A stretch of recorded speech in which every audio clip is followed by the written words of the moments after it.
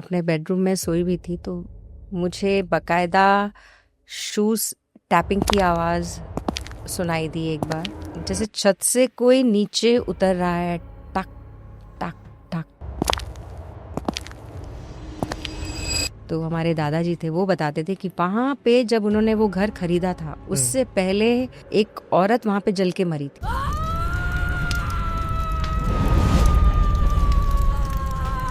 गौरव sir ही बताते थे, ये इस रास्ते में मत जाना, क्रूर आत्मा है, वो आने जाने वालों को तंग करती है या तंग करता है। कि यहाँ पे एक लड़की है जो अभी 4th या 5th स्टैंडर्ड में है, उसको एक स्पिरिट ने पजेस कर लिया है। तो हम जब लिफ्ट में ऊपर जा रहे थे, हमारे दरवाजे पे ठक ठक ठक ठक।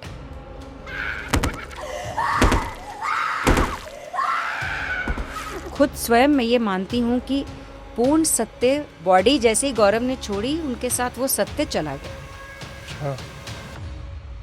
जय श्री राम दोस्तों, आप सभी का स्वागत है अक्षय वशिष्ठ हॉरर शो पे, जहां पर हम बात करते हैं गोस्ट एक्टिविटीज, पैरानॉर्मल एक्टिविटीज और ऐसी बहुत सारी एंटिटीज के बारे में, जैसे कि आप हमेशा मूवीज में देखते हैं, सीरीज में देखते आए हैं। भूत प्रेत, कच्चे कलवे, भ्रम राक्षस और ऐसे बहुत सारे कॉन्सेप्ट जो आपके सामने हम क्लियर करने की कोशिश करते हैं पॉडकास्ट के थ्रू। एक नाम, एक शख्सियत, गौरव तिवारी, जिनके बारे में हमेशा से रिसर्च होती आई है, सीरीज आई है और बहुत सारे पॉडकास्ट में आपने बहुत सारी चीज़ें उनके बारे में सुनी होगी। द्वारका के रहने वाले एक ऐसे इंसान जिन्होंने एक ऐसी फील्ड चूज की जो इस दुनिया में आई थिंक सबसे ज़्यादा हटके है। हम सब उनके फॉलोअर्स थे और जब हमने भी इस चीज़ को शुरू किया तो कहीं ना कहीं वो हमारी प्रेरणा थे। लेकिन फिर बात आती है कि ऐसे कुछ राज जो दफन रह गए और उनके साथ कुछ ऐसे लोग जो उनकी टीम में काम किया करते थे, उनके कुछ एक्सपीरियंसेस, उनकी बहुत सारी ऐसी चीज़ें जो कभी लोगों के सामने नहीं आ पाई।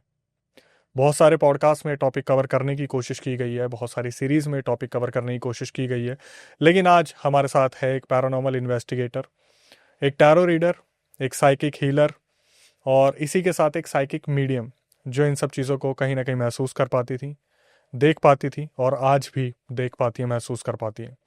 आज के पॉडकास्ट में हम ये बहुत सारी चीज़ें कवर करने वाले हैं कि एक्चुअल में spirits, possession, evil entities, investigation, equipments किस तरीके से काम करते हैं। हमारे साथ है भारती मैम, जिन्होंने गौरव तिवारी सर के साथ काम किया था, द लेजेंड गौरव तिवारी, जो अपने इन्वेस्टिगेशंस के लिए बहुत ज़्यादा फेमस थे। अभी हमारे बीच में वो नहीं है, लेकिन कैसे थे वो, कैसे करते थे काम, टीम कैसे काम करती थी, आज ये सब कुछ हम जानेंगे। वक्त ना ज़ाया करते हुए सीधा मैम को हम स्क्रीन पे लेते हैं। भारती मैम, कैसे हैं आप? बहुत अच्छी हूँ मैं। सबसे पहले जैसे कि बातचीत होती है गोस्ट के बारे में, ईवल एंटिटीज़ के बारे में, पैरानॉर्मल एक्टिविटीज़ के बारे में, सबसे पहले तो मैं ये चाहूँगा, उन सब चीज़ों पे मैं बाद में आऊँगा, पहले मैं आपका इंट्रोडक्शन चाहूँगा कि कुछ अगर मुझसे रह गया हो तो आप वो एक बार जनता को बता दीजिए। नहीं अक्षय, तुमसे कुछ भी नहीं रह गया है। 2011 में मैंने ये शुरू किया था, हम्म। Tarot card reading, spiritual counselling और यही साइकिक हीलर, आपने सही बोला। उसके बाद 2013-14 में मेरा रुझान हुआ पैरानॉर्मल, स्पिरिट्स, आत्माओं के प्रति, उनके बारे में और गहराई से जानने के लिए। तो उस समय न्यूज़ में गौरव डिबेट में आते थे और मुझे पता चला कि ये पहला इंडियन पैरानॉर्मल सोसाइटी इन्होंने ही स्थापित किया है। तो मेरा रुझान और भी ज़्यादा उसमें गहराई से उनको ज्वाइन करने का हुआ, तीव्रता हुई उसकी, और मैंने उनसे संपर्क किया और मैंने 2014 एंड में पैरानॉर्मल ज्वाइन किया गौरव जी के साथ। जब हम बात करते हैं एंटिटीज़ के बारे में, स्पिरिट्स के बारे में, लोगों का रिएक्शन आज भी इस तरीके से है कि ये चीज़ें होती हैं, नहीं होती हैं। आपका इस बारे में क्या मानना मैम? देखिए, मेरा ये मानना है कि जब तक आप स्वयं एक्सपीरियंस नहीं करते हैं, हम्म। तब तक तो जो ये बोलते हैं कि होती हैं या नहीं होती हैं, तो वो भी गलत नहीं है, क्योंकि उनका एक्सपीरियंस उस दर्जे का नहीं है। लेकिन मैं इसलिए मानती हूँ क्योंकि मैंने ये स्वयं एक्सपीरियंस किया है मेरे अपने घर में। मैम, सबसे पहले मैं चाहूँगा कि हम उसी को स्टार्ट कर लेते हैं एक बार। तो मेरा जो घर है, मतलब दिल्ली में ही है। तब मैं छोटी थी, 7th-8th स्टैंडर्ड में, तो अपने बेडरूम में सोई हुई थी तो मुझे बकायदा शूज़ टैपिंग की आवाज़ सुनाई दी एक बार। बगल वाले कमरे में, साथ वाले कमरे में मेरी मदर थी, मेरा भाई, और मैंने बकायदा वो शूज़ टैपिंग, जैसे छत से कोई नीचे उतर रहा है, टक टक टक। और ये कोई जोक नहीं है, दिस इज़ नॉट फेक, ये बिल्कुल हकीकत है। वो पहला मेरा एक्सपीरियंस एनकाउंटर था। हम्म। और उस समय मैं छोटी थी तो सूख गया, मेरा खून सूख गया था। मैं बहुत ज़्यादा डर गई थी, ये कौन से भगवान को मैं याद करूं और ये बला टल जाए। उसके बाद 3 बार, जैसा हम बचपन में सुनते थे कि आत्माएं 3 बार बुलाती हैं, वो बात कितनी सत्य है इतना तो मुझे ज्ञात नहीं, लेकिन हाँ, हमारे दरवाजे पे 3 बार नॉक जरूर हुआ जहां मैं सोई हुई थी। ठक ठक ठक ठक ठक ठक। और उसके बाद फिर वो शूज टैपिंग की आवाज़ की, बैक वापस जाने की, पूरा सीढ़ियों से ऊपर चढ़ के फिर वो ओझल हो गई आवाज़, फिर आवाज़ नहीं आई। लेकिन वो एक्सपीरियंस मेरे लिए बहुत ज़्यादा बड़ा था। तो मेरी जो फ्रेंड्स आती थी, मुझे तो कभी ऐसा महसूस नहीं हुआ उस वाकया के अलावा, लेकिन मेरी जो सहेलियां आती थी मेरे घर में, तो उनको कुछ ना कुछ वहाँ पे नज़र आता था। ऐसा उन्होंने बताया। हाँ, वो डर के भाग जाती थी। तो मैं उनसे बोलती थी, तुम क्यों भाग रही हो? अरे नहीं, वहां से कोई घूर रहा है, कुछ लाल आंखें घूर रही हैं। कहाँ घूर रहा है? कुछ नहीं है वहां पे। वहां देख, मुझे तो कुछ नजर नहीं आता था। वो डर के भाग जाती थी। तो ऐसे 2-3 वाकया मेरे घर में हुए। हम्म। तो धीरे धीरे जैसे शायद वहीं से सबकॉन्शियसली वो इच्छा अंदर प्रबल हो गई कि मुझे इनके बारे में जानना है। तो पर वो एक समय निर्धारित होता है ना हर चीज़ का, कि आपको किस समय आना है, उससे पहले आप नहीं आ सकते। तो पहले tarot card reading, spiritual counselling, जो मैं आज भी करती हूँ, स्पिरिचुअल वे से गाइड करना, पाथ दिखाना, वो मैं आज भी मैं करती हूँ, मेरे क्लाइंट्स हैं। और कुछ कुछ पैरानॉर्मल भी जो हैं जगहों पे, इन्वेस्टिगेशन। इन्वेस्टिगेशन वगैरह, वो थोड़ा बहुत अभी भी है। तो फिर वहाँ से मेरी यात्रा जो है वो शुरू हुई थी 2011 से। तो ये जो पैरानॉर्मल एक्टिविटी फर्स्ट टाइम आपके साथ हुई, आपने इस बारे में पेरेंट्स को बताया या कोई बैक स्टोरी निकल के आई उसकी? हाँ, बताया था। जैसे मेरी मदर जॉब करती थी, शाम को वो आई तो उनको बताया था, उल्टा डांट पड़ गई। क्योंकि शायद उनका, वो भी अपने हिसाब से ठीक थी कि अगर वो इस चीज़ को बढ़ावा देती, अगर वो ये बोलती कि अरे क्या हो गया, कैसे हो गया, तो शायद हम और डर जाते। तो उन्होंने उस डर को वहीं ख़त्म करना ही सही जरूरी समझा, समझा। तो हमें ही चुप करा दिया। तो शायद उस वजह से वो ठीक थी। कुछ ऐसी बैक स्टोरी निकल के आई उसकी कि उस उधर कुछ हुआ था या कोई हवा थी निकल के चल? हाँ, ये तो बैक स्टोरी निकल के आई थी। तब हम छोटे थे तो ज़्यादा जानकारी हमारे पेरेंट्स हमें देते नहीं थे, लेकिन जैसे हम सुन लेते थे। तो हमारे दादाजी थे, वो बताते थे कि वहाँ पे जब उन्होंने वो घर खरीदा था, उससे पहले एक औरत वहाँ पे जल के मरी थी। तो मुझे याद है कि हमारे दीवार पे सीलन पड़ती थी, तो कुछ कुछ वो लेडी की शेप का होता था। वो मेरा वहम भी हो सकता है और हकीकत भी हो सकता है, लेकिन वो वैसा ही था। वहाँ पे एक लेडी जल के मरी थी। अब उसका क्या रिलेशन है, क्या वो रिलेट करती है इन सब चीज़ों से, उतना तो नहीं मैं बता सकती हूँ, लेकिन हाँ, ये मुझे अपने घर में एक्सपीरियंस हुआ था। तो उसके बाद आप घर में रहे या फिर आज भी रहते हैं। उसी घर में? My God. नाता जुड़ जाता है ना, फिर अपने लोगों को वो तंग नहीं करते। जैसा कि मैंने बताया कि मुझे कभी नजर नहीं आए, दोस्त। मेरी सहेलियों को आते थे, तो मेरे से शायद उन कि ये ठीक है, बाकी कोई और ठीक नहीं है। फील्ड पे पहला दिन, हम्म पहली रात का एक्सपीरियंस क्या रहा जब फर्स्ट एक इन्वेस्टिगेशन कंडक्ट की गई थी? देखो, डर वाली बात तो ऐसी है कि शुरू से पूजा पाठ भक्ति में रहे हैं, महादेव की भक्ति में शुरू से रहे हैं, तो डर तो नहीं था। हाँ, लेकिन एक वो ऐसा नहीं है कि बहुत आसान होता है फील्ड पे चले जाना।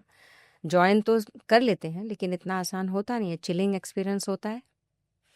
तो मेरा पहला केस था बॉम्बे में। हमारी टीम है पूरी, बॉम्बे में हमारी टीम थी। गौरव तो दिल्ली संभालते थे, पर हमारी पूरी टीम है बॉम्बे में, जिसमें हम 3-4 लोग थे।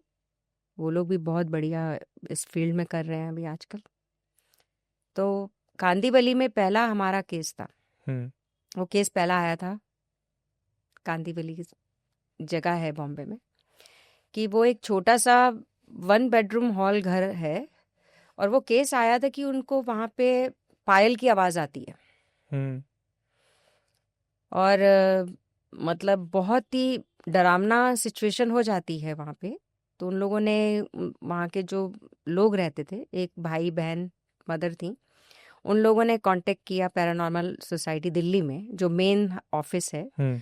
फिर हमें वहाँ पे भेजा गया। हम 3-4 लोग थे।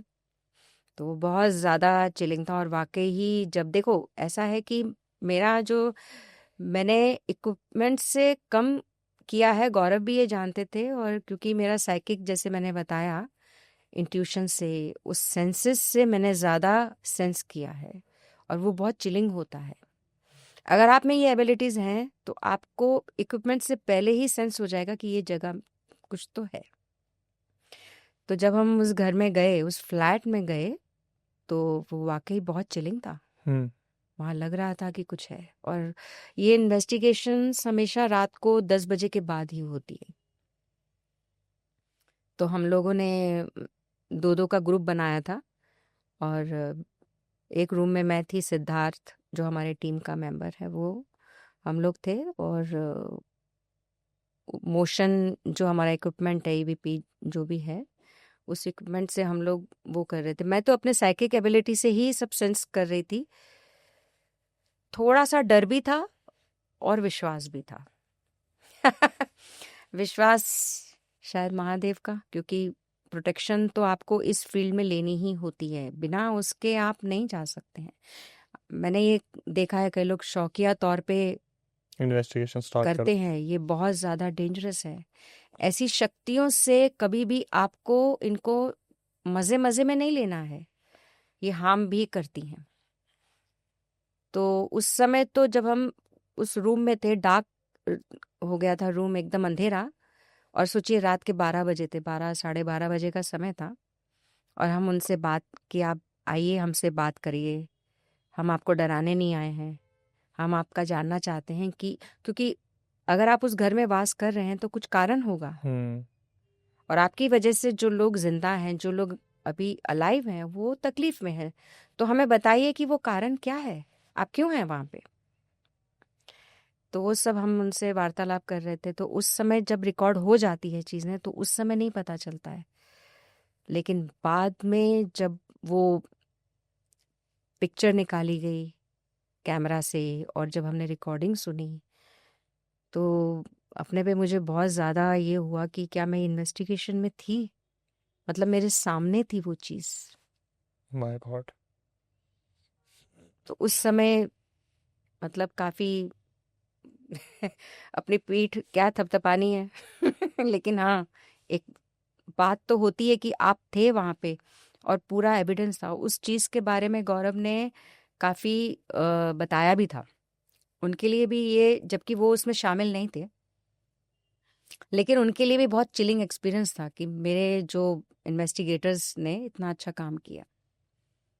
फोटोज़ भी आई, पूरी एक औरत एनर्जी, और वहाँ पे फिर वहाँ पे उसके बाद ऐसे ही उसको छोड़ नहीं देना होता है, क्योंकि स्पिरिट्स जो होती हैं वो एक्टिव हो जाती हैं और एग्रेसिव हो सकती हैं, तो घर के लोगों को वो और ज़्यादा परेशान कर सकती हैं। हम्म। तो उनको हील करना होता है, उस जगह को हील करना होता है। फिर वो सब प्रोसेस हम लोग, मतलब गौरव अपने हिसाब से करते थे। तो ये एक चिलिंग एक्सपीरियंस था। एक मुंबई में जापानीज सिमेट्री है, हम्म। वहाँ भी हम लोग थे, पर वहाँ बहुत ज़्यादा कुछ तो नहीं मिला, पर हाँ चिलिंग एक्सपीरियंस वहाँ भी था, क्योंकि वहाँ हम रात भर रहे थे। वो भी जगह बहुत ज़्यादा, जिसने हमें बताया था और वहाँ भेजा था, तो उनके हिसाब से तो वहाँ कुछ ना कुछ था। अब नाम में सेमेट्री है तो अपने आप में ही एक होता है, पर उस वक्त हमें इतना नहीं मिला था, लेकिन हाँ कुछ थोड़े बहुत एविडेंस वहाँ मिले थे हमें। जैसे अभी हम इन्वेस्टिगेशन देखते हैं, बहुत सारे चैनल्स हैं, बहुत सारे लोग हैं, बहुत सारे लोग कोशिश कर रहे हैं, कुछ मज़े के लिए कर रहे हैं, कुछ अपना पैशन फॉलो करने की सोच रहे हैं। एंटिटीज़ को जाके प्रोवोक करना कितना हानिकारक हो सकता है एक इंसान के लिए? बहुत ज़्यादा। मैं यही तो सोचती हूँ कि लोग समझते नहीं हैं, बहुत ज़्यादा। आप एक सोई भी चीज को जगाते हैं और वो चीज को जगाते हैं जो अदृश्य होती है। तो आप सोचिए कितना डेंजरस है। आपको नहीं पता कि इस समय आप बैठे हैं कहीं, किस तरफ वो एनर्जी आपको वॉच कर रही होगी, क्या कर रही होगी।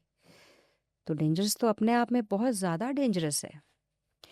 मैंने जैसे पहले बताया कि इस चीज को मजे मजे में नहीं लेना है। और जब हम बॉडी छोड़ते हैं, बॉडी छोड़ने का मतलब मृत्यु, जब हम बॉडी छोड़ते हैं तो सत्य से अवगत हो जाते हैं। अभी हम इल्यूजन्स में है ना, ऐसा हो सकता है, नहीं भी हो सकता है, दोनों चीजें आती हैं ना हमारे दिमाग में। लेकिन उस समय तो सत्य उजागर हो जाता है ना कि हकीकत ये है ना। तो उस समय वो बहुत सेंसिटिव होती हैं वो एनर्जीज भी, अच्छे और बुरे चीजों को लेकर। तो अगर आप मजे में कर रहे हैं, उनको प्रोवोक कर रहे हैं, उत्तेजित कर रहे हैं, तो उसका परिणाम भयानक भी हो सकता है। जैसे हम सुनते हैं कि भूत, प्रेत, डायन, चुड़ैल और अंत लेवल की ऐसी बहुत सारी एंटिटीज के बारे में, वक्त रहते ये स्ट्रांग बनती हैं, ये जिस तरीके से ये इस दुनिया को छोड़ के गई हैं अधूरी इच्छा के हिसाब से, कुछ ऐसा है? बिल्कुल सही कहा आपने। जिस हिसाब से ये दुनिया को छोड़कर जाती हैं उस पे ही डिपेंड है। देखिए क्या होता है कि अब इसमें एक स्पिरिचुअल पहलू भी आ जाता है, आध्यात्मिक का पहलू भी आ जाता है। वास्तव में क्या है कि अगर आप जिस मानसिक स्थिति में रहते हुए शरीर छोड़ते हैं, वही आपका आगे का पड़ाव, आगे की यात्रा उस डिसाइड करती है वो चीज। अगर आप बहुत ज्यादा इच्छाएं आपकी रह गई हैं और आपकी मृत्यु हो जाती है, चाहे वो अकाल हो चाहे जो भी हो, और उसके बाद जो विकृतियां हमारे भीतर होती हैं, गुस्सा, ग्रज, घृणा और जेलसी, वो सब विकृतियां अगर वो हील नहीं हुई हैं जिंदा रहते हुए, और उसके साथ ही अगर हम शरीर को त्याग देते हैं, तो जाहिर सी बात है कि वैसी ही हमारी आत्मा होगी ना। उस आत्मा का स्वरूप वही होगा, क्योंकि उस आत्मा ने शरीर उसी रूप में, उसी स्वरूप में त्यागा है। तो फिर वायलेंट होती हैं कुछ स्पिरिट्स, कुछ आत्माएं होती हैं, फिर वो अपने हिसाब से इंटरफेयर भी करती हैं आपकी लाइफ में। अगर आप भक्ति मार्ग में नहीं हैं, आप कुछ भी स्पिरिचुअलिटी में नहीं हैं, तो उस हिसाब से आप वो उस एनर्जीज को पढ़ लेती हैं, देख लेती हैं, सेंस कर लेती हैं, उस हिसाब से वो फिर तंग भी करती हैं। अब जहां तक आपने मजे की बात की, जो इंसान आध्यात्मिकता के रास्ते पे होगा वो कभी मजे के लिए इनसे छेड़खानी नहीं करेगा। बिल्कुल सही बात है।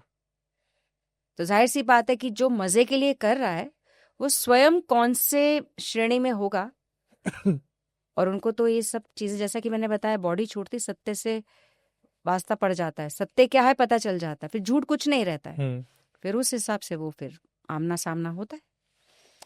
हम बात करते हैं आफ्टर डेथ की, अकाल मृत्यु, अधूरी इच्छाएं, इनके बारे में थोड़ा सा बताएंगी कि जैसे कुछ माइथोलॉजी में ये भी चीज़ें हैं कि अगर एक इंसान अधूरी इच्छाओं से जा रहा है, अकाल मृत्यु उसकी हो गई है, कुछ बहुत सारी चीज़ें हैं जो करनी थी, या कभी गलती से कोई इंसान ख़त्म हो गया, जैसे बहुत सारे एक्सीडेंट्स रोड पे हो जाते हैं, इंसान को पलक झपकते ही पता ही नहीं चलता कि क्या उसके साथ हो गया।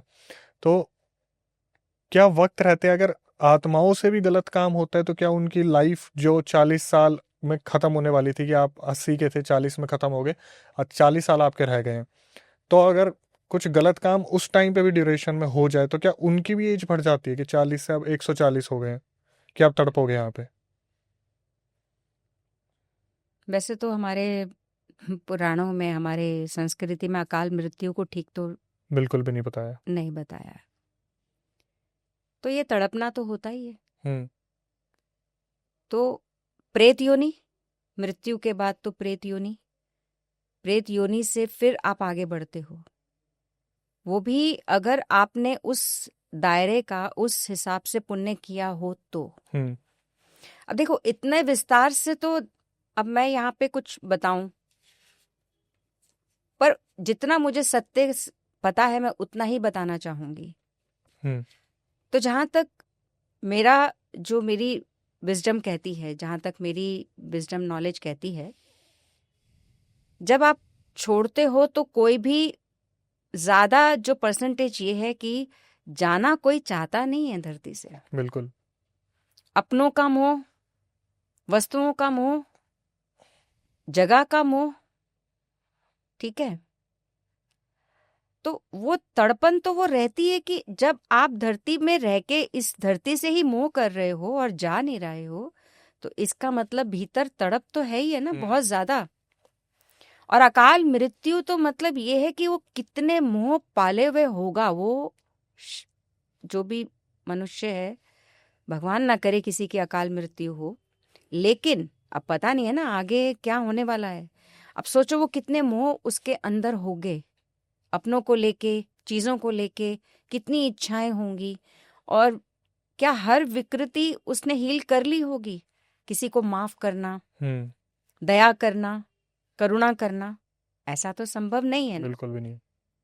तो ये जो चीजें हैं आपको तड़पने के लिए मतलब तड़पने के लिए छोड़ दी जाती हैं। तो आप तड़पते हो पर कोई रास्ता नहीं मिलता है, क्योंकि आपने वो समय गवा दिया ना, वो समय आपने गवा दिया। फिर वो कितने योजन, कितने वर्षों तक वो तड़पता रहेगा। अब ये तो जानकारी मैं एकदम परफेक्टली नहीं दे पाऊंगी, लेकिन हाँ तड़पन तो है। तो भारती में हम एक चीज़ बताइए, जैसे हम सुनते हैं कि बहुत सारी ऐसी लोकेशंस होती है जहाँ पर साइटिंग की बात आती रहती है कि यहाँ पर हमें दिखा या फिर यहाँ पर दिखता है। कोई घर अगर हॉन्टेड है और वहाँ पर कोई चीज़ हो रही है, तो क्या रीज़न होता है कि वो लोकेशन पर ही ये सारी चीज़ें अटक के रह जाती है? जैसे कि कोई घर हो, कोई फील्ड हो, या कोई ऐसी बंजर जगह जहाँ पे बरसों से कोई नहीं गया हो। तो ये सब जगहें तो माना जाता है, और हमने भी इन्वेस्टिगेशन में देखा है कि यहाँ पे जो आत्माएं हैं वो वास कर लेती हैं। तो उनको तो कोई जगह चाहिए अपना स्थान बनाने के लिए। लेकिन फिर वही बात आ जाती है कि जो स्थान में, जो घर में लोगों के रहते हुए भी वो वीरानगी है, जहाँ पे लोग आपस में प्रेम से नहीं रह रहे हैं, रोज झगड़े होते हैं, आपस में अंडरस्टैंडिंग नहीं है। ये सब चीजें जो है ना, ये बनती हैं स्पिरिट्स को अट्रैक्ट। जिस घर में बहुत कलेश हो रहे हैं, नेगेटिविटी बहुत ज़्यादा है, कुछ इनका ऐसा लोग, किसी का प्रारब्ध होता है, या जिनके मतलब मान लो 6 लोग हैं, 6 में से 3 या 4 लोगों का जो ऑरा है वो वीक है। और मतलब बिल्कुल ही वहाँ पूजा पाठ नहीं हो रहा है, लोग अपने में ही लगे पड़े हैं, अहंकारिता में या किसी भी चीज में, आप समझ सकते हैं। तो ये सब जो जगहें हैं वो बहुत आसानी से आत्माओं को अट्रैक्ट कर लेती हैं। और इन सब चीज़ों के पीछे क्या अटैचमेंट भी होती है कि उस जगह पर पहले कोई हादसा हुआ? बिल्कुल होती है। देखिए क्या होता है कि जैसे कि मैंने बताया कि बॉडी छोड़ने से पहले अगर आपने सब समाप्त कर लिया, अपना मोह, सब ये सब चीजें कर ली, तो सीधा ऊपर। लेकिन अगर कुछ भी अटैचमेंट बाकी है, उस जगह से है, या वहां के किसी प्राणी से है, किसी इंसान से कुछ अटैचमेंट है, तो फिर तो वो जो आत्मा है जिसने बॉडी छोड़ी है, लेकिन वो धरती पे ही घूमती रहेगी, क्योंकि वो अटैचमेंट है, वो खत्म नहीं हुई है वो चीज। तो कई बार ऐसा भी होता है कि मान लो उस घर में किसी से अटैचमेंट नहीं की, पर उस घर की खुशियों को लेकर भी जेलसी है, क्योंकि वो विकार तो है ना, अभी भी वो विकार संस्कार तो है ना। तो जेलसी भी होती है, क्रूरता अंदर है। तो वो डिपेंड करता है कि वो किस स्टेज पे उसने बॉडी छोड़ी है। वो उस चीज पे डिपेंड करती है। कई बार बहुत क्रूर आत्माएं होती हैं जो सिर्फ नुकसान पहुंचाती हैं। हम्म। कई बार ऐसे हमने किस्से सुने हैं, गौरव सर ही बताते थे कि किसी रास्ते पे हम जा रहे हैं तो ये इस रास्ते में मत जाना, यहाँ पे बहुत ही वो क्रूर आत्मा है, वो आने जाने वालों को तंग करती है या तंग करता है। मतलब ऐसे किस्से काफी हमने सुने हुए हैं। तो अब जैसे जिस जो मेरा घर है, हम्म। अब उसमें जैसे कि एक लेडी जलकर मरी थी, पर उस वो लेडी जलकर मरी थी, क्या कारण था? वो जो मरी वो अपने भीतर कितना दुख लेकर मरी, हम्म। तो वो रेसिड्यूल्स तो रहते हैं ना उस जगह पे। बिल्कुल। तो ये सब चीजें कुछ फिक्स नहीं है। अगर मेरे यहाँ पे है, अब उस वो कारण क्या है? वो सबको दिखाई देती थी पर मुझे नहीं देती थी, हम्म। तो उसका कारण क्या था? तो ये कुछ फिक्स इसमें रूल नहीं है।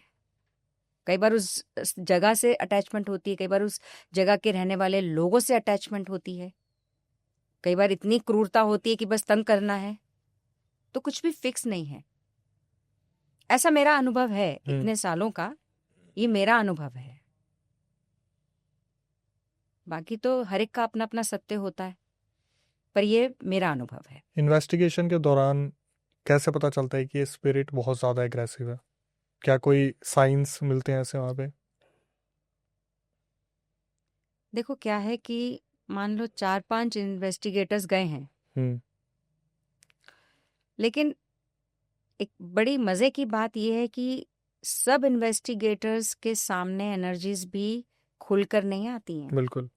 जैसे 4-5 इन्वेस्टिगेटर्स गए हैं तो सबके सामने, सबके साथ एनर्जीज भी बिल्कुल जैसे होता है ना कि सामने आए ना। सामने आए नहीं आए, ये डिपेंड करता है। अब गौरव सर जाते थे तो बड़े आराम से कम्युनिकेशन हो हो जाता। जाता था।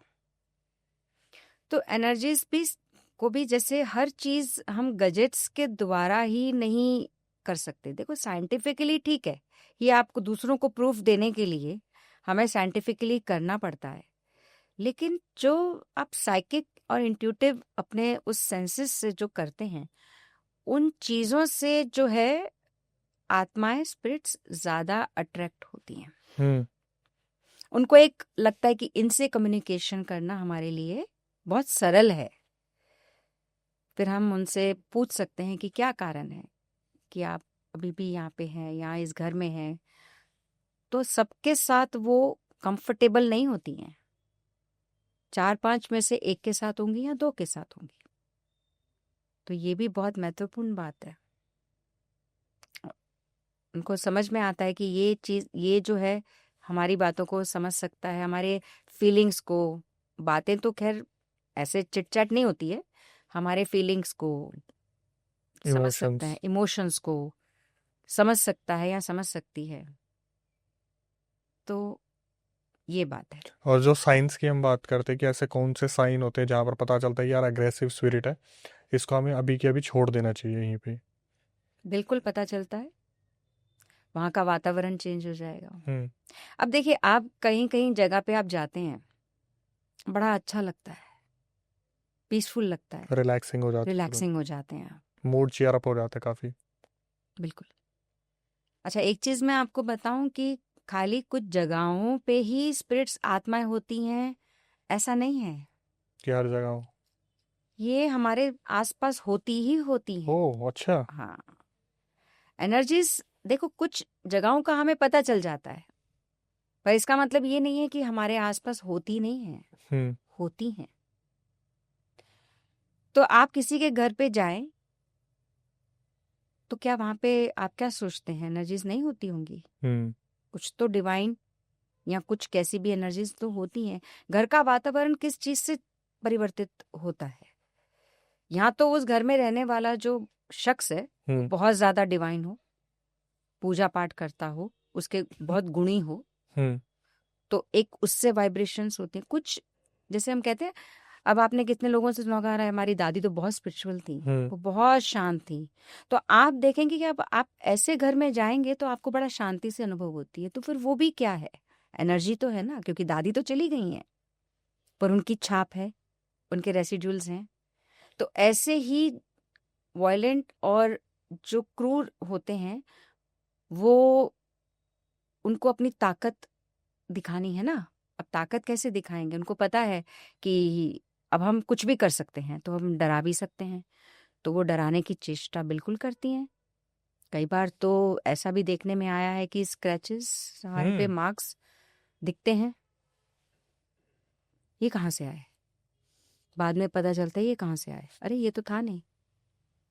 डर लगना, भय, भीतर पसीना पसीना हो जाना, इतना डर लगता है कि आप वहां पे टिक नहीं सकते, रुक नहीं सकते। आपको समझ में आ जाता है कि जो भी एनर्जी यहाँ पे है वो ये नहीं चाहती कि हम आगे इन्वेस्टिगेशन करें। अगर करेंगे तो फिर वो कुछ और नाच नचाएगी, कुछ और अपना बल दिखाएगी। फिर आपको वहां टिके रहने के लिए फिर आपका भी वैसा ही ऑरा होना चाहिए, हम्म। या आपको ये उनको बताना है अपने बर्ताव से कि हम आपको नुकसान पहुंचाने नहीं आए हैं, हम आपसे बात करने आए हैं। क्या पता हम आपकी मदद करें, अभी आप इस दुनिया में हैं, हम आपकी मदद करें कि हम आपको उस दुनिया में पहुंचाने में पहुंचाने में हीलिंग रास्ता करें, दिखाएं। एक कुछ करें, चाहे किसी भी मेथड से।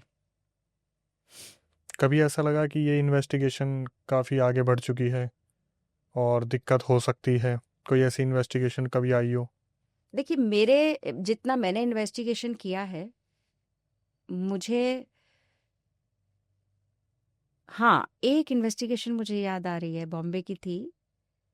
तो मेरी एक मित्र थी, उनके जानकार में फ़ोन आया कि यहाँ पे एक लड़की है जो अभी 4th या 5th स्टैंडर्ड में है। बहुत चिलिंग था ये, बहुत ज़्यादा चिलिंग था ये। हम्म। तो वो, उसको एक स्पिरिट ने पजेस कर लिया है। हम्म। उनके घर के पास पेड़ है, उस स्पिरिट ने, और वो अजीब अजीब हरकतें कर रही है। 4th या 5th स्टैंडर्ड की लड़की, आप सोचिए कितने साल की होगी, छोटी होगी, फेक भी नहीं कर सकती है, और घर वाले बहुत डरे हुए हैं। वो क्या करती है कि वो उल्टा चलती है, ओके। उसकी वॉइस चेंज हो जाती है, वो हम्म। डराती है। तो हम गए, मैं और मेरी मित्र गए, ऑफ कोर्स प्रोटेक्शन लेकर गए थे। हम्म। तो हम जब लिफ्ट में ऊपर जा रहे थे, उनके जो फादर हैं हमें लेने आए, हम जब लिफ्ट से ऊपर जा रहे थे तो लिफ्ट में ही हमें आभास हो गया था कि यहाँ गड़बड़ है। अच्छा। ये आभास हो गया था। और जब हम गए, वो छोटी सी लड़की, हम्म। मेरे ख्याल से 12-13 साल के होते हैं, 4th या 5th में हम्म। कितने साल के होते इतने ही हैं होंगे। होते हैं। तो उस लड़की ने ऐसे देखा। अब इनको समझ में आ जाता है कि ये जो है, ये मेरी फ्रेंड तो नहीं थी, हीलर मैं थी। अब उसके माता पिता रो रहे हैं कि हम्म। आप कुछ करें। वो बहुत, मतलब भयानक था। तो मैंने उसको बिठाया बेड पे, हम्म। मैंने उसका हाथ पकड़ा, कुछ मंत्र पढ़े। जब तक मैंने उसका हाथ पकड़ा हुआ था वो शांत थी, लेकिन जैसे ही मैं उसका हाथ छोड़ूं उसकी आवाज चेंज हो जाए। जब तक मैं बेड पे उसके पास थी तो वो शांत थी। और मतलब, अच्छा, इनका एक सिम्टम्स ये होता है, इनको नींद बहुत आती है। ऐसे लोगों को जो पजेस होते हैं हम्म। उनको नींद बहुत आती है, उनकी आंखें चेंज हो जाती हैं, उनका पूरा व्यक्तित्व चेंज हो जाता है, देखने का स्टाइल, देखने का अंदाज जो है उनका, पूरा कैरेक्टर चेंज। पूरा करेक्टर चेंज हो जाता है। तो वो जब तक मैं उसके पास थी वो एकदम काम थी। जैसे ही मैं उसका हाथ छोड़ूं और बेड से उतरूं उसका आवाज जो है वो चेंज हो जाए। तो 2-3 बार मैंने प्रयास किया, फिर मैंने उसके पेरेंट्स को बोला कि ये मामला मेरे हाथ में नहीं। नहीं है, क्योंकि ये बहुत आगे बढ़ चुका है। वो मेरे हाथ से, मतलब मैं समझ गई थी कि अब ये मेरे हाथ में नहीं है। तो मैंने उनके पेरेंट्स को बोला कि इसको आपको कहीं और दिखाना होगा, हम्म। क्योंकि आप प्रयास कर रहे हैं पर नहीं हो रहा है, इसका मतलब ये बात जो है बियॉन्ड हो चुकी है। हम्म। और वो बहुत क्रूर आत्मा है जो छोड़ना नहीं चाहती। तो उस लेवल का हम नहीं कर सकते, तो हमने मना कर दिया। वो बहुत चिलिंग था, वॉइस एकदम छोटी बच्ची की वॉइस, एकदम भयानक वॉइस हो गई थी। हम्म। वो एक चिलिंग था। क्या लगता है 100 में से कितने प्रतिशत लोग जो बताते हैं पोजेस है सीरियसली पोजेस होते हैं? नहीं, फेक भी होते हैं, हम्म। ज्यादातर फेक होते हैं। अच्छा। हाँ, एक मुझे किस्सा याद है कि हमारे द्वारका ऑफिस में एक केस आया था हम्म। शिमला से। तो उसके माता पिता ने कहा कि हमारी बेटी पजेस है, आपका नंबर हमें मिला है और इसको ठीक करना है। तो हमारे जो गौरव ही देखते थे, हम्म। तो गौरव ने जब उस लड़की को अंदर, वो गौरव को ही डराने के लिए चिल्लाने लगी अच्छा। जोर जोर से। हम्म। गौरव भी साइकिक थे, इंट्यूटिव थे, पता चल जाता है क्योंकि इतने सालों का एक्सपीरियंस है, पता चल जाता है कि फेक है कि असल में पजेस है ये। हम्म। तो उन्होंने उसको बहुत अपने अंदाज से पूछा, तब वो रो पड़ी। नहीं, मुझे कुछ नहीं हुआ है, मुझे मेरे माता पिता कुछ बात थी, कहना नहीं मान रहे हैं, मुझे उनसे मनवाना है। तो ऐसा नहीं है कि 100% सत्य होता है। एक दो के मतलब मेरे जानकारी में पोजीशन का तो ऐसा है कि 10% के अंदर अंदर ही सत्य होता है। हम्म। बाकी आप ये सोच लो कि फेक हो सकता है, फेक होता है। सब जब बैठते थे, जब गौरव सर नहीं रहे, तो क्या बात होती थी कि क्या है डेथ मिस्ट्री? अलग अलग पॉडकास्ट में अलग अलग तरीके से बताया गया है। गौरव की डेथ, हम्म। देखो ऐसा है कि या कभी उनसे कोई कम्युनिकेशन हुई हो, उनसे कुछ पूछा हो, उन्होंने कुछ बताया हो जाने से पहले, इस दुनिया से अलविदा कहने से पहले? देखिए, मुझसे पर्सनली तो कुछ नहीं कहा उन्होंने। मैं उस समय मुंबई में थी और मुझे खबर आई। हम्म। लेकिन मैं ये जो अलग अलग पॉडकास्ट में बताते हैं, मैं खुद स्वयं मैं ये मानती हूँ कि पूर्ण सत्य उस आत्मा के साथ चला गया। बॉडी जैसे ही गौरव ने छोड़ी, उनके साथ वो सत्य चला गया। सत्य क्या है पूर्ण रूप से कोई नहीं जानता, तो हम उसमें बड़े बड़े दावे नहीं ठोक सकते। लेकिन एक बात तो है कि जब आप इतने ऊंचे लेवल पे ये सब चीजें इस फील्ड में होते हैं, इन चीजों के साथ आप रिलेट करते हैं, जुड़ते हैं इनके इमोशन से, तो कहीं ना कहीं वो वाइब्रेशन, वो जो इमोशंस हैं, आपको कहीं ना कहीं परेशान करती हैं चीजें। लेकिन जीटी के केस में वो कितना सत्य है, मैं उस बारे में कंफर्म कुछ नहीं कह सकती। मैं इतना मानती हूं कि सत्य उनके साथ चला गया। हम्म। और आज 9 साल हो गए हैं, अब ये 2026 से 10 साल हो जाएंगे जुलाई में।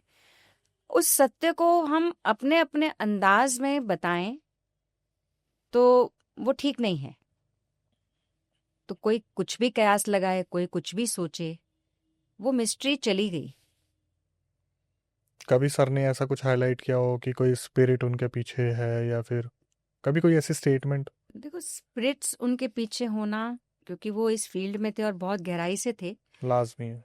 लाजमी है। वो कोई बहुत बड़ी बात नहीं है, वो है। हम्म। अब उसी वजह से ही उनकी मृत्यु हुई या नहीं? या नहीं, इसमें दावे से कोई नहीं कह सकता। और उस चीज को हमें, जैसे कहते हैं ना, गड़े मुर्दे उखाड़ना क्यों? हम्म। वो चले गए। उनकी वजह, उनकी बारे में बातें करके कि ये ऐसे गए वैसे गए, उनके अपनों को दुख पहुंचाना, बिल्कुल। वो ठीक नहीं है। हम्म। ठीक है ना? तो अब मुझे लगता है कि इतना उनके बारे में हमें बहुत ज्यादा बात नहीं करनी चाहिए। आपकी क्या मानसिकता है उनके बारे में बात करके, उसके विषय में मुझे नहीं जाना है, जो भी करते हैं पॉडकास्ट। लेकिन हमें अब विराम दे देना चाहिए, हम्म। क्योंकि उनके अपनों को कहीं ना कहीं वो दुख पहुंचता होगा। तो हमें नहीं करनी चाहिए, मेरा ये मानना है। सत्य उनके साथ चला गया। सिर्फ और सिर्फ क्या जिन लोगों को दिक्कत होती थी वही बुलाते थे टीम को, या टीम भी डिसाइड करती थी कि यार चलो इस लोकेशन को थोड़ा सा एक्सप्लोर करते हैं? नहीं, टीम भी डिसाइड करती थी, बिल्कुल। जैसे कुछ लोकेशंस के बारे में पता चलता था तो वो लोकेशन पे जाके इन्वेस्टिगेशन करना भी एक रहता था। कई बार लोग बुलाते थे, कई बार टीम भी डिसाइड करती थी कि इस लोकेशन पे जाना है। मतलब अगर हमारी टीम में भी किसी के पास एक कॉल आया कि भाई यहाँ पे इन्वेस्टिगेशन कर लो, यहाँ पे लगता है कि कुछ है, तो हम ऐसे भी चले जाते थे। कभी कुलधारा जाना हुआ किसी का, या फिर किसी से किस्सा सुना कि यार हम गए थे और वहां पे ऐसा ऐसा हुआ? कुलधारा तो मैं भी गई हूँ, हाँ, पर कुलधारा, हाँ। जीटी के साथ नहीं गई हूँ, हम्म लेकिन हाँ, उस जगह पे तो मैं भी गई हूँ। हाँ, इन्वेस्टिगेशन के तौर पे नहीं गई हूँ, हम्म लेकिन हाँ, महसूस करने के तौर पे ज़रूर गई थी। कुलधारा के बारे में बहुत सुना है, हम्म तो जाके देखा जाए कि क्या है। तो वो जगह तो लगता है कि है वहाँ पे चीज़ें हम्म पुरानी, जैसे हम इतिहास भी उसका देखें तो देखें तो पढ़ने में मिलता है। हाँ, कुछ जले थे, पूरा गाँव जला दिया था, ऐसा कुछ है। रातों रात गांव गायब हो गया था। गायब हो गया था, तो वहाँ महसूस होता है। बाकी जीटी का इन ग्रुप ने वहाँ जाके क्या देखा, क्या पाया, उसमें मुझे विस्तार से पता नहीं है, तो मैं कोई जानकारी दे नहीं सकती। लेकिन मेरा स्वयं का अनुभव है कि वहाँ पे चिलिंग एक एक्सपीरियंस तो है। कुछ ऐसे क्वेश्चंस आते हैं बार बार हमारे दिमाग में भी आते हैं, और जनता भी पूछती है कि जैसे हम बात करते हैं पोजेशन के बारे में, एक्सोर्सिज्म के बारे में। एक हो गया कि टीम देखने जा रही है, एक हो रहा है कि टीम होते हुए देख रही है। कभी कोई एक्सोर्सिज्म ऐसा देखने को मिला? टीम होते हुए देख रही है। हाँ, कि यार हम तो इन्वेस्टिगेट कर रहे हैं, बट वहां पे कोई तंत्र मंत्र वाला भी इंसान बुला रखा है। मेरी जानकारी में तो नहीं, मैंने कभी एक्सपीरियंस ऐसा नहीं नहीं, हुआ? नहीं, मैंने कभी नहीं किया। बाकी किसी ने किया हो तो मुझे पता नहीं, हम्म लेकिन मेरी जानकारी में नहीं है, क्योंकि उसका कारण ये है कि मैं बॉम्बे रहती थी, हम्म और ज़्यादातर जो काम है और ऑफिस है वो दिल्ली में है। हम्म तो उतना मेरा, कैसे बॉम्बे से दिल्ली मैं जब आती थी तब तो चलो हम मिलते थे, सब होता था, लेकिन बॉम्बे का अलग एक टीम थी, हम्म तो हमारी उस टीम के साथ कभी ऐसा एक्सपीरियंस नहीं हुआ है। अच्छा, जैसे मैम अभी हम सुनते हैं कि उसके घर में ये हो गया तो वहाँ पे उतारा करने वाला पहुंच गया, तांत्रिक और ये, इनके कुछ बताना चाहेंगे इनके बारे में कि क्या सही में इस तरीके से उतारे हो जाते हैं, एंटिटीज को इस तरीके से शांत कर दिया जाता है?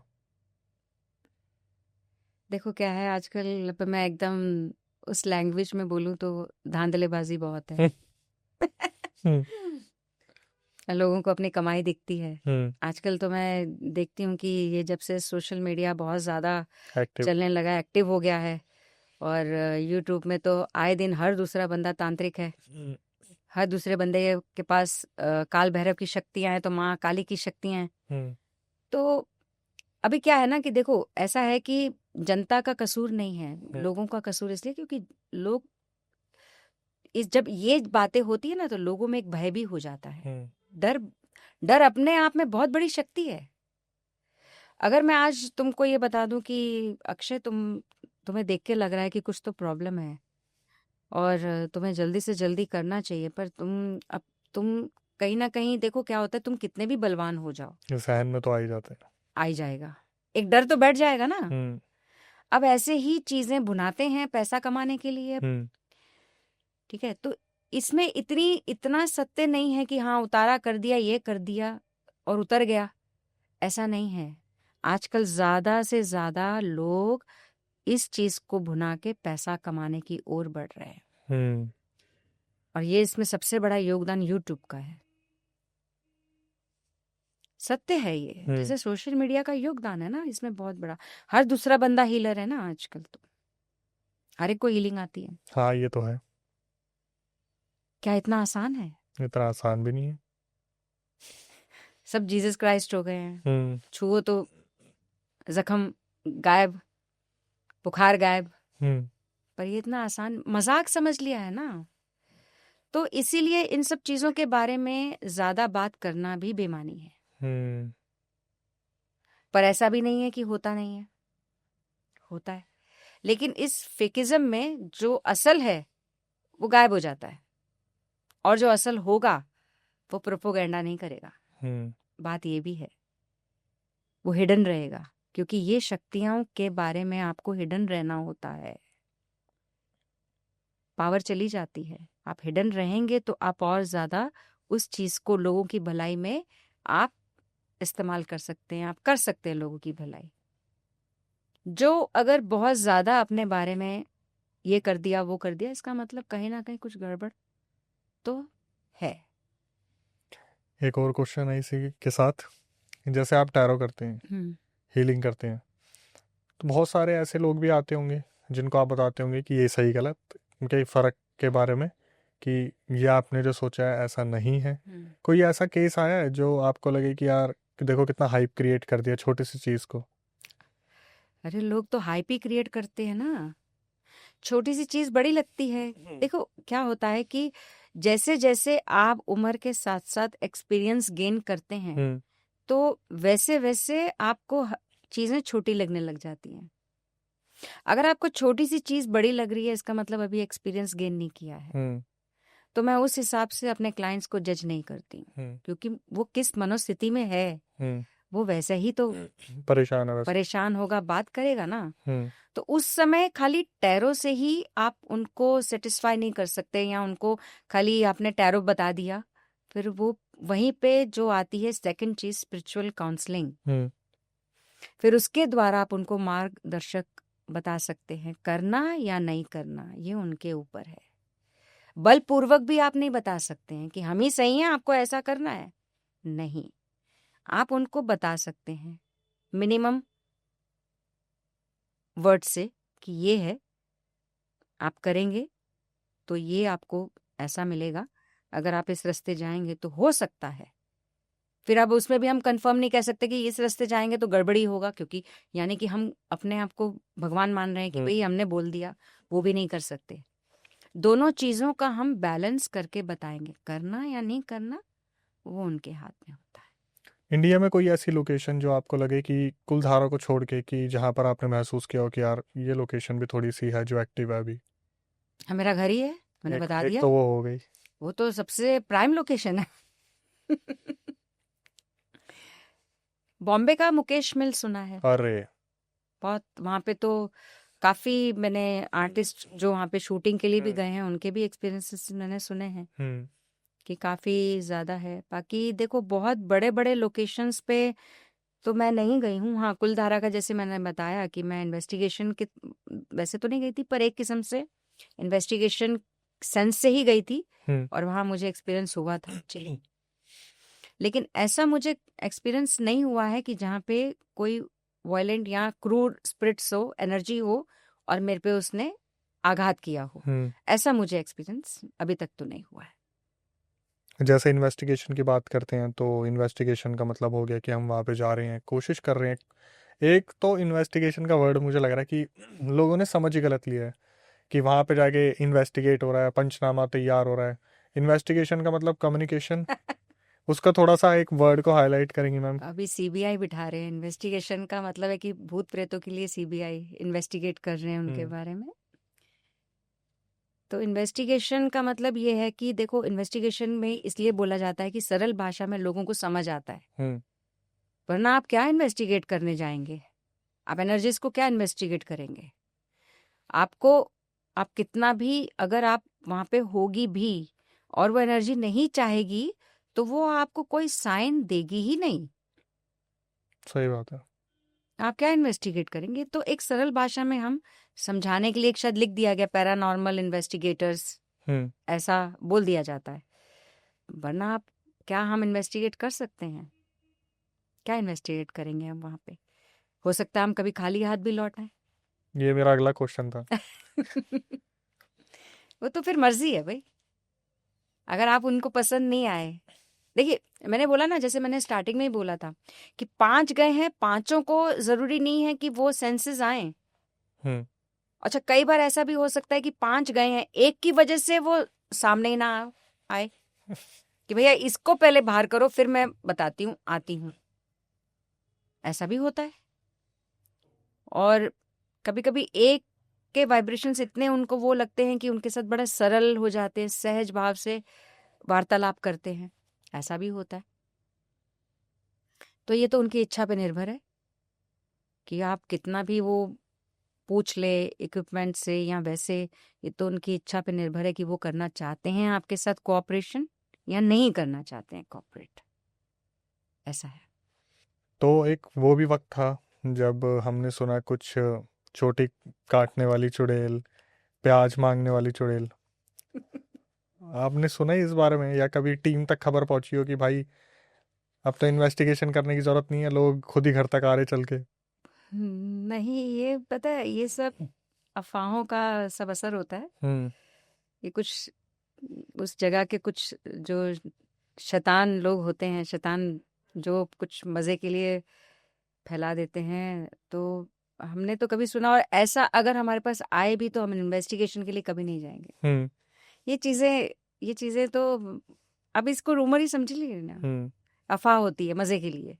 इसमें कितना सत्य है क्या है, मुझे तो नहीं लगता है कि प्याज मांगने वाली चुड़ैल, चोटी काटने वाली डायन, अब इसमें कितना सत्य है। और ये इन्वेस्टिगेशन का तो मुद्दा ही नहीं है। एक लास्ट सवाल, हाँ जी। आपको तंग ना करते हुए, ब्लैक मैजिक के बारे में सुना है आपने? हाँ, बिल्कुल सुना है। मैम प्लीज अपनी लैंग्वेज में कुछ बताइए। ब्लैक मैजिक, आप जो एक टेक्निकल टीम, जो इन्वेस्टिगेटर्स की नज़रों का जवाब होगा ब्लैक मैजिक। देखो, ब्लैक मैजिक के बारे में आप क्या जानना चाहते हैं, कि होता है या नहीं होता है, ऐसा कुछ जानना चाहते हैं? मैं ब्लैक मैजिक के बारे में ये जानना चाहूँगा, जो आप मुझे बता पाए होता है नहीं होता है। देखो, इस पृथ्वी पे अगर पॉजिटिविटी है तो नेगेटिविटी भी है। हम्म। अगर उस हिसाब से अगर आप देखेंगे तो ब्लैक मैजिक होता है। हम्म। अब कोलकाता को बहुत बड़ा हाँ। माना जाता है, हब माना जाता है ना। और ये चीज़ मैंने भी एक्सपीरियंस किया कोलकाता में जब मैं गई। मेरा पर्सनल एक्सपीरियंस ये है कि वहाँ का जो वाइब्रेशन है ना, हम्म। वो वाकई ही बहुत ज़्यादा थोड़ा है। हम्म। उस हिसाब से अगर आप देखें कि अच्छाई और बुराई, हम्म। तो ब्लैक मैजिक होता है।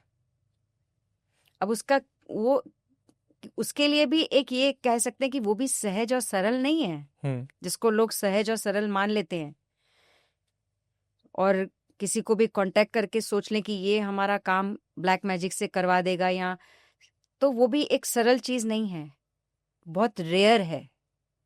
परसेंटेज इज वेरी लो, बहुत रेयर है वो, लेकिन होता है। टीम में कभी आपस में इस बारे में बात हुई है कि आजकल तो काला जादू बड़ा फेमस हो रहा है? हाँ, ये सब चीजें तो बात होती, हम्म। बिल्कुल होती है। देखो, जब आप पैरानॉर्मल इन्वेस्टिगेटर हैं, आप इन्वेस्टिगेट कर रहे हैं एनर्जीज के साथ, तो एनर्जीज अपने आप में तो नेगेटिव है ना। हम्म। अब जिस स्थान पे वो हैं, वहां के लोगों के को भी तो हिलाएंगी ना अंदर तक, अपने आप ही नेगेटिविटी आएगी। आप देखो, आप किसी जगह पे जाते हैं, आप उज्जवल हो जाते हैं, आप में चमक आ जाती है ना। आप अगर ऐसी जगह पे जाएंगे जहाँ पे एनर्जीज हैं, मान लो किसी ने हमें कांटेक्ट किया, भी हमें ये सब हो रहा है, हमारी जो हम जो हैं खाना नहीं खा पा रहे हैं, सो नहीं पा रहे हैं, हमें तंग किया जा रहा है, इसका मतलब अपने आप में नेगेटिविटी है। हम्म। तो नेगेटिविटी भी एक किस्म से वो ब्लैक मैजिक क्या होता है, ब्लैक मैजिक भी यही होता है कि आप किसी का जीना मुश्किल कर देना अपने स्वार्थ के लिए। हम्म। लेकिन वो करने वाले बहुत रेयर होते हैं। मेरा कहने का मतलब ये है कि हर दूसरा बंदा अगर ये बोले कि मैं ब्लैक मैजिक करके तुम्हारा काम बना सकता हूँ या बना सकती हूँ, तो ये पॉसिबल नहीं। पॉसिबल नहीं है, क्योंकि वो भी तो एक शक्तियां है ना। हम्म। अगर आप पॉजिटिविटी के लिए शक्ति धारण कर रहे हैं, तो नेगेटिविटी के लिए भी तो शक्तियां हैं ना, हम्म। उनको भी तो धारण करना आसान नहीं है, सरल नहीं है। अब ये सब चीजें हैं कि अब क्या सत्य है क्या फेक है, वो पहचानना फिर आपकी दृष्टि है। अब भोली भाली जनता आ जाती है, क्योंकि उनको लगता है कि बस हमारा निवारण हो जाए दुख का। उनका भी कसूर नहीं है, वो भी गलत नहीं है, करने वाला है ना कि वो किस हद तक जाके कर रहा है। सो दोस्तों, हमने कुछ ऐसी चीज़ें जानी जो बहुत अलग थी, बहुत नई थी। इन्वेस्टिगेटर की ज़िंदगी, पैरानॉर्मल इन्वेस्टिगेशन के बारे में एक इतिहास, एक ऐसा चैप्टर जो एक इंसान को शायद कभी भुलाने में बहुत दिक्कत होगी। जो चीज़ें उनके साथ रही है, उन्होंने देखी है, वो जो हम बात करते हैं एक पोजेशन के बारे में, एक्सोर्सिज्म के बारे में, और फिर आके कोई एक इंसान जिसने एक्चुअली में टेक्निकल टीम के तौर पे उस चीज़ पे वर्क किया और वो बताए कि किसी इन्वेस्टिगेशन लोकेशन पे जाके उन्होंने इस चीज़ को फील किया एक साइकिक के तरीके से, एक मीडियम के तरीके से, और फिर वहाँ पर कुछ ऐसे प्रूफ मिले, फोटोज़ मिली, कुछ आवाज़ें ऐसी आई, तो बहुत ही खौफनाक चीज़ है। मतलब बहुत सारे लोग हैं जो ये सब ट्राई करते हैं, बहुत सारी चीज़ें लोग सोचते हैं कि हम भी करके देखें इन्वेस्टिगेशन, पर मेरे ख्याल से जैसे कि भारती मैम ने बताया कि एक बहुत ही खतरनाक चीज़ है ये कि आप खुद में ही अपने आप को कैपेबल समझे, उसके लिए बहुत स्पिरिचुअल होना ज़रूरी है। बहुत सारी चीज़ें आपको पता होनी चाहिए, कैसे आप एंटिटीज़ को प्रोवोक कर देते हैं, कैसे ट्रिगर कर देते हैं। जैसे हम हमेशा से सुनते आए हैं कि लोग चैलेंजेस ले लेते हैं, शमशान में जाते हैं, कब्रिस्तान में जाते हैं और फिर वहाँ पे चिल्ला चिल्ला के बोलते हैं कि आप हमारे सामने आओ, हम आपसे बात करना चाहते हैं। जैसे कि मैम ने बताया कि चीज़ें इस तरीके से काम नहीं करती, तो ये चीज़ें ना ही करे तो ज़्यादा अच्छा है। पैरानॉर्मल की दुनिया में क्या गलत कब हो जाए किसी को मालूम नहीं है, और फिर एक भ्रम जो इंसान के अंदर कब पनपने लग जाता है कि हम भी शायद इन्हीं सब चीज़ों में या फिर इन्हीं सब चीज़ों से विक्टिम बने हुए हैं, वो भी एक चीज़ गलत है। आज हमने बहुत सारी चीज़ें जानी, और जैसे कि भारती मैम के बारे में हमने बताया और उन्होंने भी बताया कि वो एक टैरो रीडर हैं और साइकिक हीलर हैं। तो उनसे अगर आप कांटेक्ट करना चाहते हैं तो डिस्क्रिप्शन में उनका इंस्टाग्राम लिंक है, जहाँ पर आप जाके उनसे बातचीत कर सकते हैं। अगर कुछ पूछना है तो आप पूछ सकते हैं, इन्वेस्टिगेशन से अलग कुछ जो आपको लगता है कि आपको जानना है, जो ऑनलाइन कंसल्टेशन एक होती है, वो चीज़ें भी आप पूछ सकते हैं, जान सकते हैं। और इसी के बाद ये कहूँगा कि आप लोग आते हैं, वीडियो देखते हैं, चैनल को सब्सक्राइब नहीं करते, बेल नोटिफिकेशन ऑन नहीं करते, जो कि हमें बहुत बुरा लगता है, क्योंकि मोटिवेशन तो यही है, हम आपके सामने ऐसे गेस्ट लेके आते हैं जो अपने साथ ऐसी नॉलेज रखते हैं, जो कहीं ना कहीं इन सब चीज़ों में एक एक्सपीरियंस रखते हैं, और हमारी आपसे बस यही उम्मीद होती है। इसके बाद हमारे इस चैनल की खूबी क्या है, यूएसपी क्या है, वो है जो दूसरे चैनल से हमें अलग बनाते हैं कि हम क्रिएटर्स के साथ सब्सक्राइबर्स को भी इनविटेशन देते हैं। अगर आपको कभी ऐसा लगता है आपके साथ भी कुछ ऐसा हुआ है पैरानॉर्मल से रिलेटेड, या कोई आप बीती यहाँ पे, या फिर आपने कहीं पे कुछ सुना हो, तो आप हमारे चैनल का सदस्य बन सकते हैं। और उसकी पूरी प्रक्रिया मैं आपको बताया हूँ। स्क्रीन डिस्क्रिप्शन पे आपको एक हमारा व्हाट्सअप नंबर दिख रहा होगा, उस पर पूरा रियल इंसिडेंट रिकॉर्ड करके भेज दीजिए और मेंशन कर दीजिएगा कि भाई मैं पॉडकास्ट में आना चाहता हूँ, दिल्ली में हमारा सेंटर है। रिकॉर्डिंग को एक बार टीम रिव्यू करेगी, उसके बाद आपको बुलाया जाएगा, फिर हम बैठेंगे कैमरे के सामने, बातचीत करेंगे और कुछ ऐसा कंटेंट लाने की कोशिश करेंगे जहाँ पर किसी गलती किसी की सीख बन पाए। कुछ ऐसी चीज़ें जो शायद उन्होंने गलत करी, जिसकी वजह से वो बहुत ज़्यादा मुसीबत में थे, और फिर जब निकले तो दुनिया को बताने की कोशिश करें कि भाई ये गलती मत करना।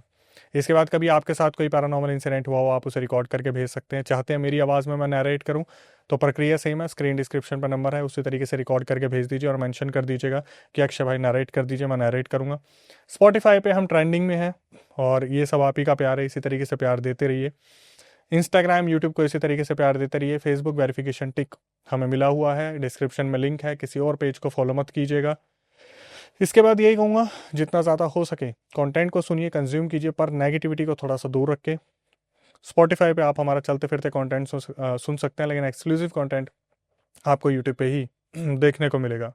इसी तरीके से हम गेस्ट लाते रहेंगे, इसी तरीके से सब्सक्राइबर्स आते रहेंगे, अपनी चीज़ें बताते रहेंगे। इन सब चीज़ों में जो एक चीज़ सबसे ज़्यादा मायने रखते हैं वो है भक्ति। भगवान, कुल देवी देवता, ग्राम देवता, इष्ट देवता, आपके जितने भी पितर हैं उनको पूजिए, अपना ध्यान रखिए, घर परिवार में वीडियोस को दिखाइए ताकि उनको समझ में आए कि गलतियाँ क्या नहीं करनी है। टिल देन हमारी वीडियोस को शेयर कीजिए। नई वीडियो, नए पॉडकास्ट आने तक stay tuned with the channel.